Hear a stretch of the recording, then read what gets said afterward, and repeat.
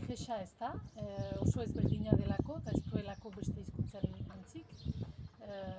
Frantsesa eta gaztelania dakite euskara ikasten duten gehienek eta hizkuntza horiekin ez dut zerikusirik, beraz bai, zailtasuna nonbait hor da, baina prest izan behar da nire ustez beste modu batera pentsatzeko eta irekidura hori hartuz eta nonbait beldurrak utziz, murgilduz beste pentsatzeko manera hortan, uste dut oso egingarria dela eta baditugu adibideak inguruan, bada jendea ikasten duena eta laster ikasten duena eta ongi ikasten duena.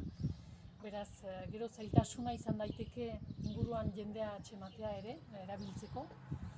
Hizkuntza klasean ikastea bat baita, baina gero hizkuntza biziarazteko norberak bizi behar du ere.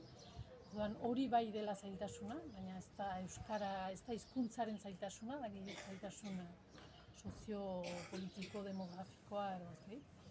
Baina uste dut egingarria dela eta merezi duela.